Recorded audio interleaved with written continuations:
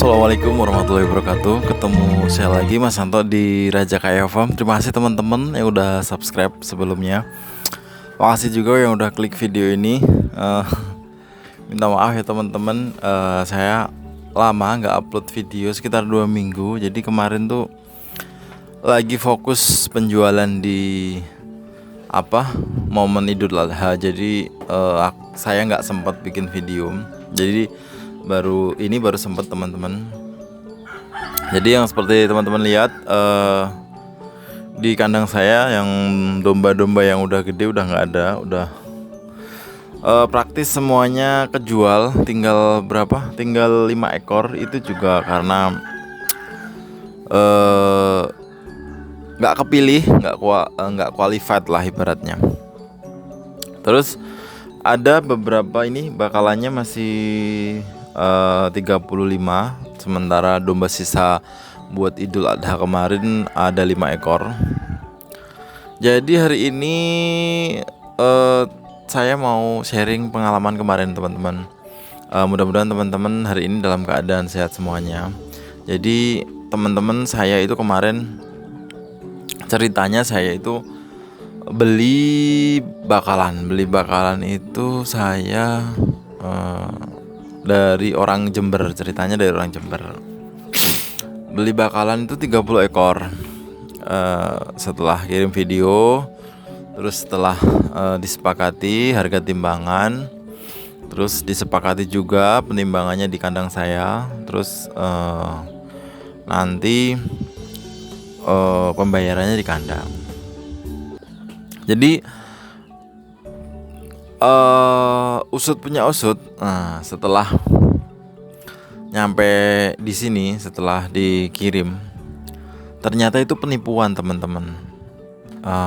Jadi saya itu kasihan sama yang ngirim domba. Jadi penipuannya itu melibatkan pihak ketiga. Jadi jenis penipuan yang ABC. Jadi misalnya gini teman-teman. Si A ini punya barang. Si C ini pembeli lah. Si A ini penjual, si C ini pembeli. Jadi ada di tengah-tengahnya nih si B. Si B ini mengaku kepada si A seolah-olah sebagai pembeli. Terus si B ini mengaku sama si C ini seolah-olah sebagai penjual. Jadi singkat cerita, dia itu pura-pura punya barang, nawarin ke saya. Jadi harganya itu kiloan, dan saya sudah sepakat harganya. Terus dikirim, dia minta si A itu buat ngirim. Nanti begitu si A mau nyampe lokasi, dia itu minta segera buru-buru transfernya, pembayarannya itu ke dia. Jadi teman-teman hati-hati kalau ada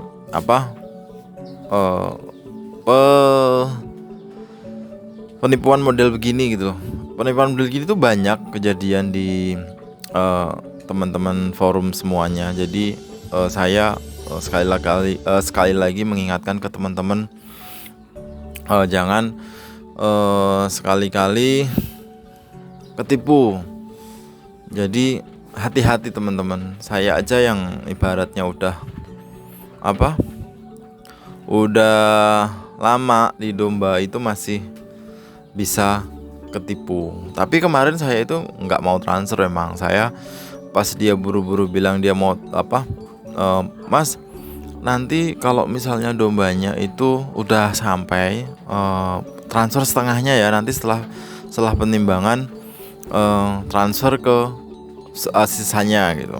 Saya bilang ke dia, maaf Mas, nggak ada transfer sama sekali gitu.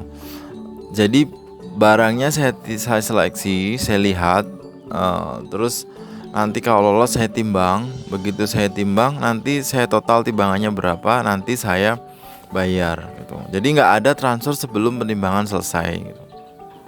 Dia ngotot kan, itu telepon terus nggak saya angkat. Nah begitu dombanya datang, saya tanya ke sopirnya, Mas, ini sopir ekspedisi ya gitu.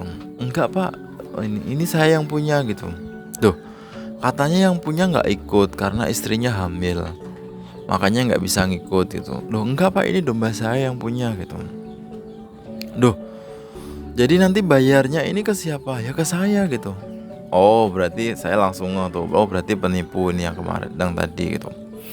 Nah terus saya tanya, mas ini saya itu deal-dealan kemarin itu harganya kiloan gitu, harga per kilo nyampe kandang, saya timbang nanti saya bayar gitu.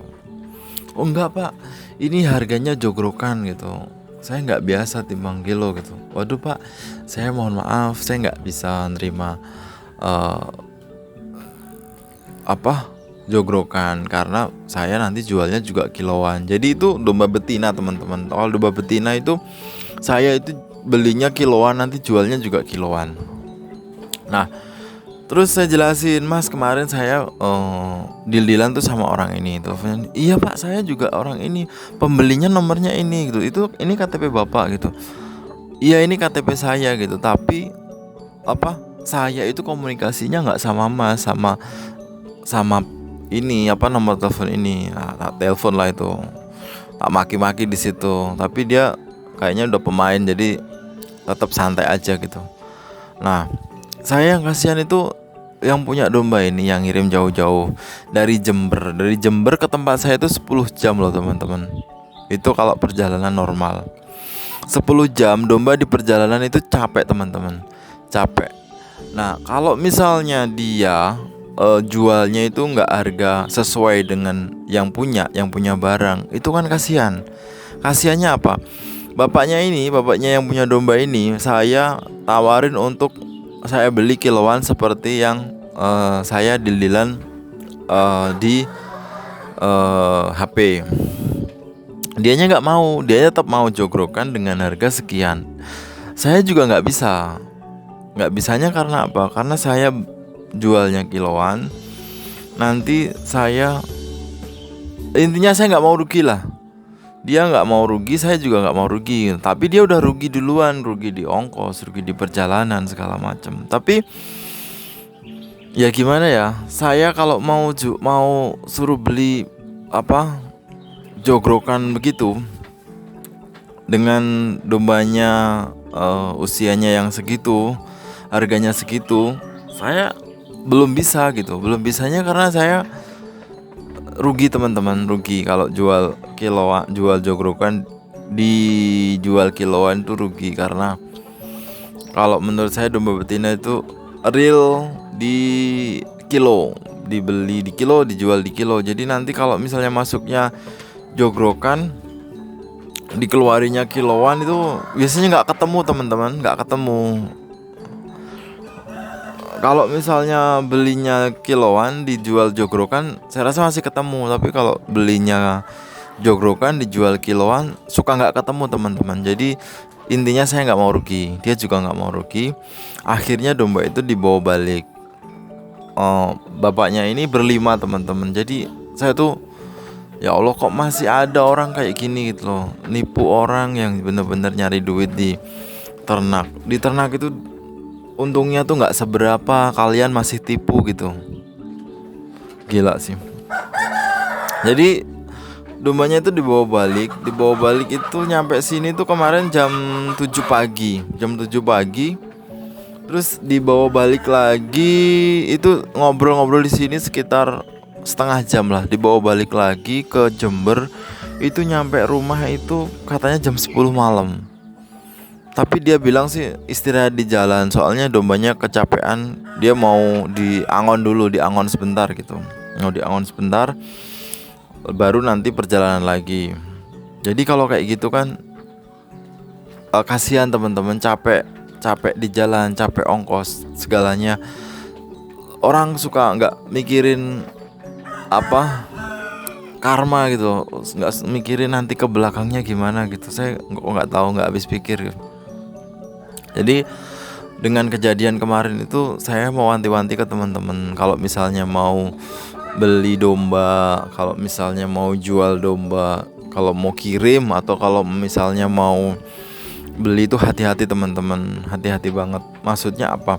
Maksudnya teman-teman tuh kalau misalnya mau kirim itu bener-bener cek profile pembelinya. Pembelinya itu seperti apa. Biasanya kita bisa cek kok teman-teman dari nomor handphonenya itu teman-teman cek di get kontak atau misalnya cek di Facebook atau cek misalnya di Google. Itu kalau misalnya pembeli beneran atau misalnya customer real itu biasanya muncul kok teman-teman. Misalnya muncul di get kontak Mas Santo kambing, Mas Santo domba Bojonegoro segala macam. Jadi kalau teman-teman mau kirim domba, kalau misalnya ada customer mau dikirimin domba, apalagi dalam jumlah banyak, perjalanannya juga jauh, teman-teman hati-hati. Meskipun bayarannya sistem COD, teman-teman cek customernya ini real apa enggak. Nah, cara ceknya bisa di get kontak, bisa di Google, bisa di Facebook. Buat teman-teman tuh enggak sia-sia, rugi waktu, rugi biaya, rugi perjalanan, rugi tenaga. Jadinya ya kesel doang gitu. Terus kalau misalnya teman-teman mau beli domba, itu teman-teman juga hati-hatinya jangan tergiur dengan harga murah. Kalau misalnya harganya kelewat murah, harganya nggak masuk akal lah dari harga pasar, itu bisa dibilang 50% penipuan teman-teman. Karena apa? Biasanya domba itu di mana-mana itu harganya nggak beda jauh. Apalagi kalau masih sekitaran Jawa Timur, sekitaran tempat teman-teman lah. Jadi kalau misalnya ada orang jual domba dengan harga yang sangat murah, dengan harga yang nggak masuk akal, bisa dibilang itu penipuan. Jadi hati-hati aja teman-teman, jangan sampai kejadian lagi. Itu bikin orang-orang yang benar-benar nyari makan di peternakan itu jadi kapok teman-teman. Begitu juga dengan penjual mau ngirim itu takut. Begitu juga dengan pembeli mau pesan barang secara online tuh jadi takut. Makanya oknum-oknum kayak gini cuma bisa hilang kalau kita itu makin pinter gitu loh. Semakin kita pinter, semakin banyak orang yang gak ketipu, semakin sedikit orang-orang yang melakukan penipuan. Itu aja teman-teman vlog saya pagi ini. Ini saya ambil pagi banget, pagi-pagi jam sekitar jam 7-an. Mudah-mudahan teman-teman dalam keadaan sehat semuanya. Jangan lupa ikutin saya di Facebook teman-teman dengan nama Raja Kaya Farm. TikToknya juga sama, IG-nya sama. Jangan lupa ikutin saya juga di Tokopedia teman-teman. Nama tokonya Raja Kaya Farm. Keperluan kandang ada semuanya di sana. Terus jangan lupa subscribe channel ini. Makasih teman-teman, sampai ketemu lagi di video selanjutnya. Wassalamualaikum warahmatullahi wabarakatuh.